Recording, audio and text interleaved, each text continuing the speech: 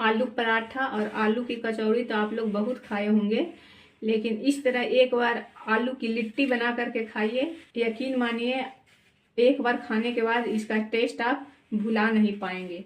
तो चलिए रेसिपी बनाना शुरू करते हैं। Hello friends, welcome to my YouTube channel yummy food by Rani. अब हम बनाएंगे आलू के चोखे से बना हुआ लिट्टी, जिसका स्टफिंग आलू के चोखे से बना होगा। इसके लिए 9 से 10 आलू लिए हैं। इस लिट्टी के साथ बैगन का भरता बनाएंगे, तो इसके लिए बैगन ली हूँ और लाइट वेट है। जब भी भरता के लिए लीजिए तो हल्की बैगन लीजिए देख करके, जिसमें ज़्यादा बीज ना हो। और ये टमाटर है, ये धनिया पत्ता और ये है लहसुन के पत्ते।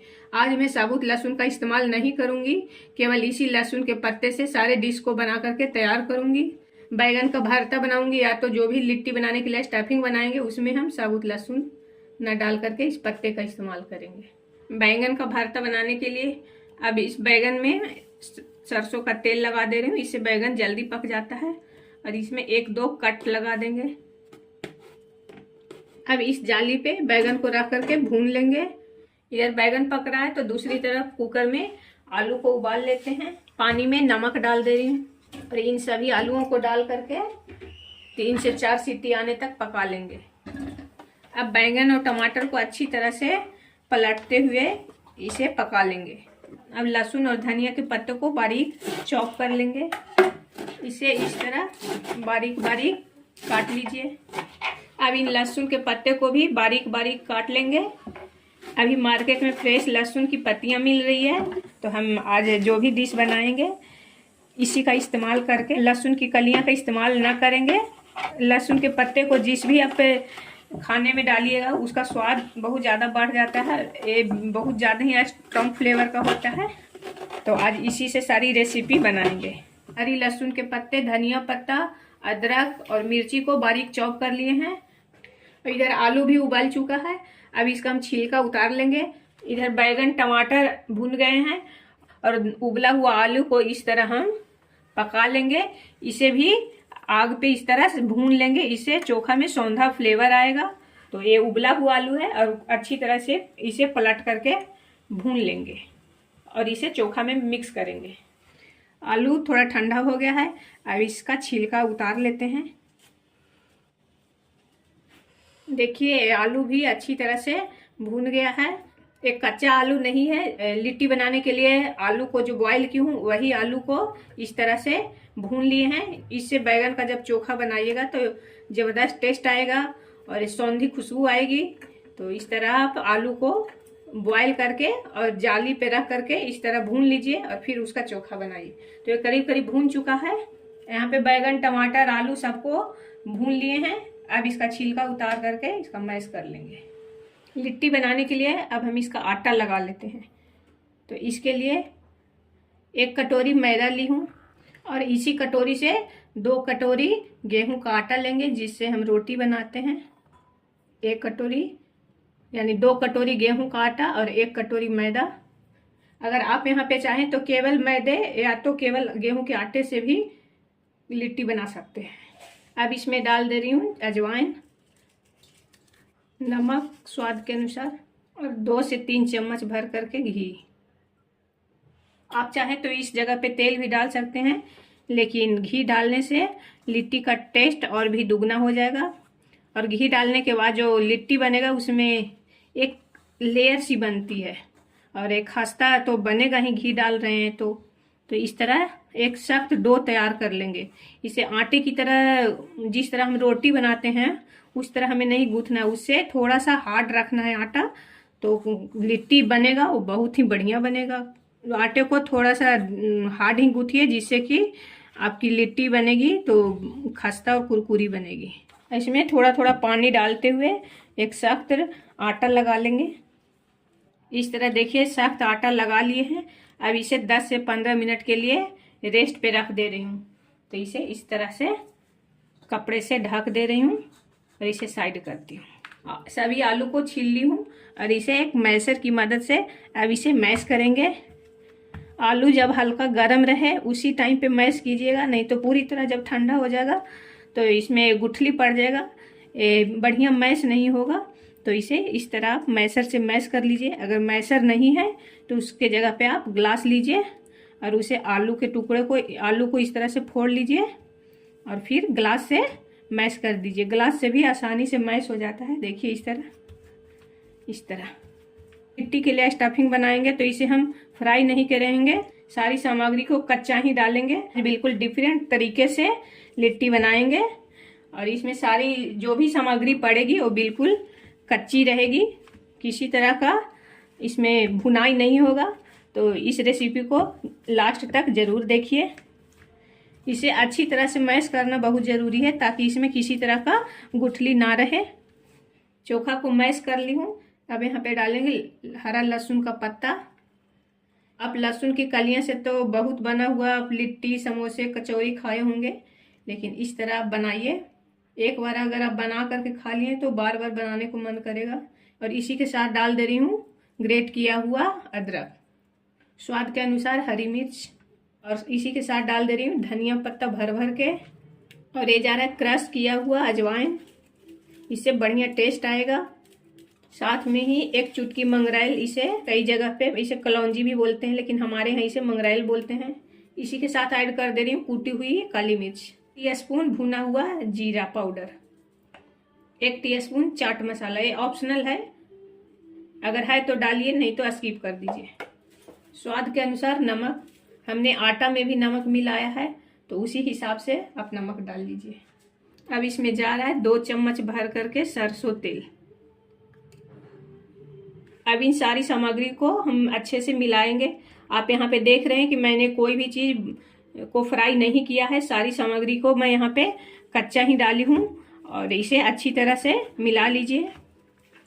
यहाँ पे लहसुन के पत्तों का स्ट्रॉन्ग फ्लेवर आ रहा है। फ्राई करने से तो लहसुन का फ्लेवर थोड़ा सा कम हो जाता है, लेकिन यहाँ पे तो सारे चीज़ को मैं कच्चा डाली हूँ और ये खाने में तो बहुत ही ज़्यादा टेस्टी बनने वाला है।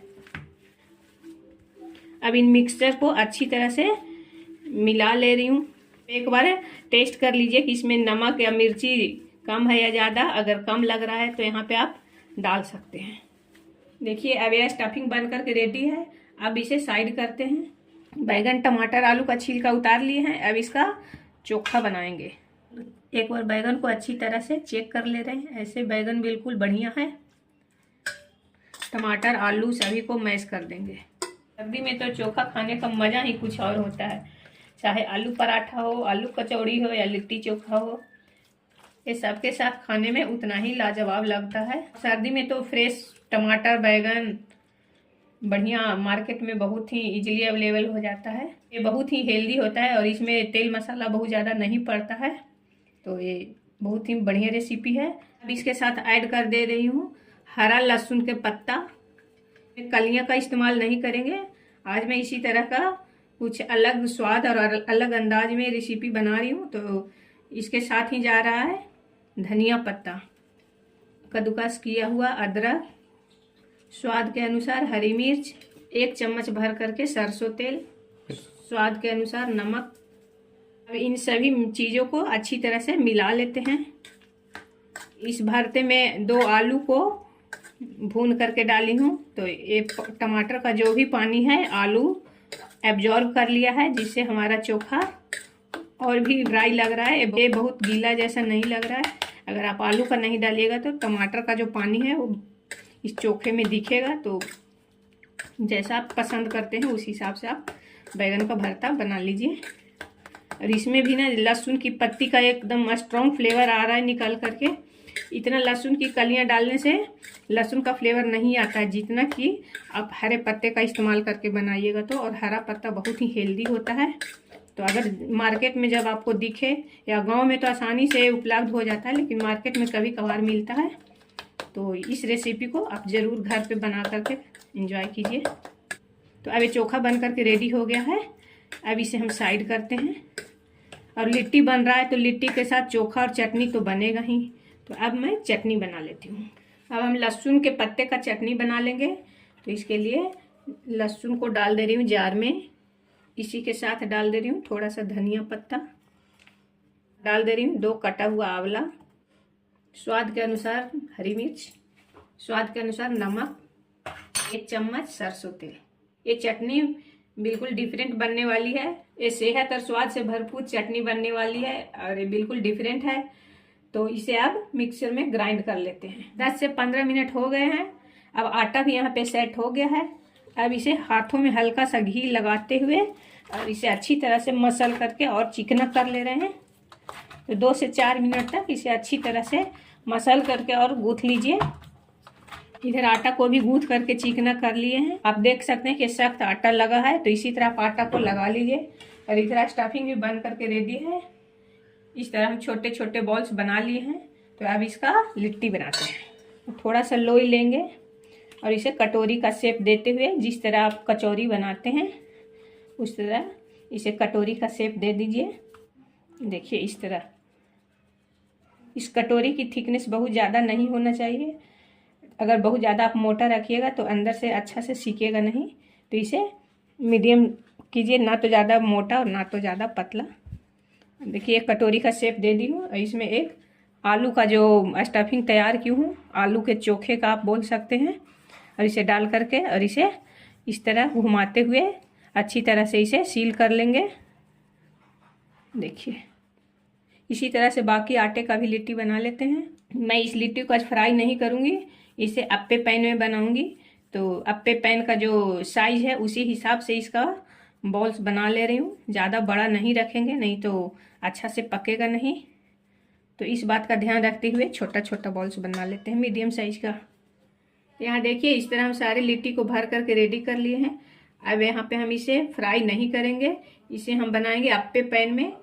अब हम आलू की लिट्टी को इस पैन में सेक लेंगे। तो यहाँ पे मेरा पैन भी गर्म हो चुका है और इसमें मैं किसी तरह तेल या घी का इस्तेमाल नहीं करूँगी, इसे ऐसे ही सेकूंगी। तो ये जा रहा है लिट्टी इस पैन में। और फ्लेम को मीडियम टू लो के बीच में शिफ्ट कर दीजिए। हाई फ्लेम पे इसे बिल्कुल मत सेकिएगा, नहीं तो ये लिट्टी जल सकता है। अब यहाँ पे फ्लेम को मीडियम से लो के बीच में रखते हुए इसे ढक करके पकाएंगे। 2 मिनट हो गए हैं। अब इन लिट्टी को पलट करके दोनों तरफ से अच्छी तरह से सेक लेंगे। इसमें एक बूंद भी तेल या घी का इस्तेमाल मैं नहीं की हूँ। और ये बहुत ही हेल्दी रेसिपी है, ज़रूर से आप लोग भी ट्राई कीजिएगा, बहुत बढ़िया खाने में लगेगा। देखिए कितना प्यारा कलर है। बीच में आंच ज़्यादा लगता है तो ये जल्दी सीख जाता है और बाकी किनारे का थोड़ा सा टाइम लेता है। यहाँ पे हम पैन को थोड़ा सा आगे पीछे करके सेट कर लेते हैं ताकि किनारे वाला भी अच्छा से पक जाए। अब फिर से इसे ढक करके कुछ देर और पका लेते हैं। दोबारा चेक करती हूँ। आप देख सकते हैं ये लिट्टी पक चुकी है बढ़िया से। और ये देखिए इसमें क्रैक्स हो रहा है, ये स्टफिंग थोड़ा सा बाहर भी निकल गया है, कितना बढ़िया से सिक गया है। बीच में आंच थोड़ा ज़्यादा लगता है, तो बीच का जो ये 2-3 है अप्पे सांचा उसमें का जो लिट्टी है जल्दी सिक जाता है, क्योंकि ये भी लिट्टी फट रही है। अगर आपका लिट्टी बढ़िया से सिक जाता है तो अपने आप फटने लगता है। तो इसे निकाल लेते हैं। जो भी लिट्टी तैयार है उसे निकाल लेती हूँ और किनारे की लिट्टी है जो उसको बीच में कर देती हूँ, ये जल्दी पक जाएगा।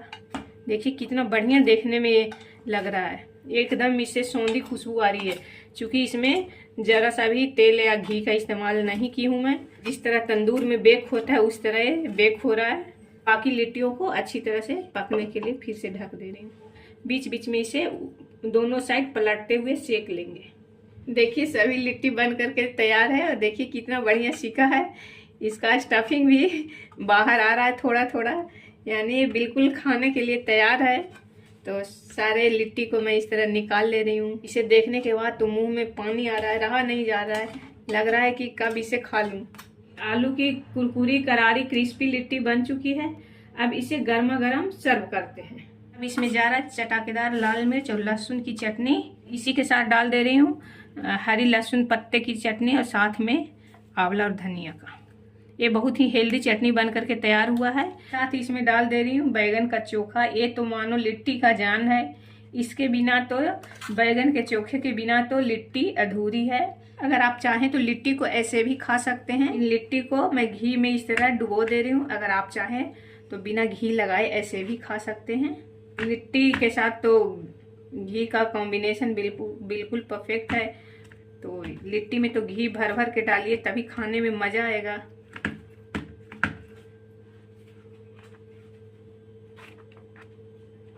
आप देख सकते हैं घी लगते ही इस लिट्टी में एक बढ़िया सी चमक आ गई है। तो ये लीजिए लिट्टी चोखा से इंस्पायर्ड रेसिपी, सेहत और स्वाद से भरपूर आलू की लिट्टी चोखा बनकर के तैयार है और ये बिल्कुल नए अंदाज में और नए स्वाद में है। तो इस रेसिपी को आप लोग जरूर से ट्राई कीजिए। अगर इस रेसिपी को आप एक बार खा लीजिएगा तो आपको बार बार बनाने का मन करेगा। Thank you for watching video को लाइक एंड शेयर करें और चैनल पे नए हैं तो चैनल को सब्सक्राइब कर लीजिए।